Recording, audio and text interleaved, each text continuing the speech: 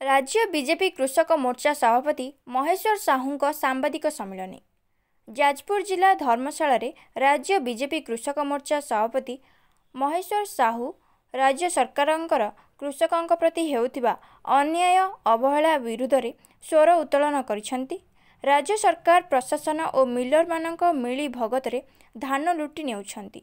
प्रशासन नीरव द्रष्टा साजिछि। एहाकू नहीं राज्य कृषक मोर्चा आंदोलन को ओह्लाइब बोली प्रेसमिट जरिए चेतावनी देइछंती।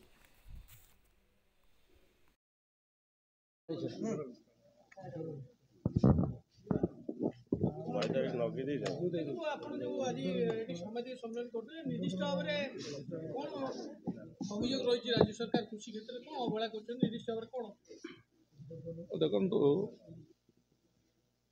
भारत वर्षर यशस्वी लोकप्रिय प्रधानमंत्री नरेंद्र भाई मोदी चाषी मान आय को द्विगुणित करने कृषक कल्याणकारी योजना मान प्रणयन करचंती। से लाभ देशर समस्त राज्य पाउथरा बेले ओडिशा एथुर वंचित होईची। चाषी माने एटी 24 वर्ष धरी जो नवीन बाबू मुख्यमंत्री अछंती तांकर कृषक विरोधी मनोभाव कारण एवं कृषि विभाग रे व्यापक दुर्नीति भ्रष्टाचार कारण आज चाषी आज से पाइबार वंचित होउची एवं ओडिशा चाषी आज आत्महत्या करुची। आज जो धान अभावी बिक्री आज चरम सीमार पहुंची। ओडिशा रे केवल ए खरीफ कथा नुहे, लगातार भाव में दीर्घ वर्ष धरिकी चली वर्ष वर्ष धरिकी अभावी धान बिक्री ये गोटे नीतिदिनिया घटना परिणत होगा जाऊँचे एवं ए समस्या दिनकू दिन उत्कट होबार लगी। ए वर्ष सरकार घोषणा कले खरीफ धान किणापी नवेम्बर 1 रे सारा राज्य रे आमर धान मंडी खोल किंतु आज जनवरी 2 तारिख हो गला ओडिशा रे आज आमर जाजपुर जिले में धान मंडी खोली ना।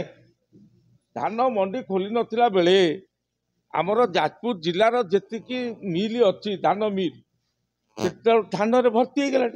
सरकार तो धान किणी ना, सरकार मिलर मान को धान को चालू करने दे ना, धान आसला कौन?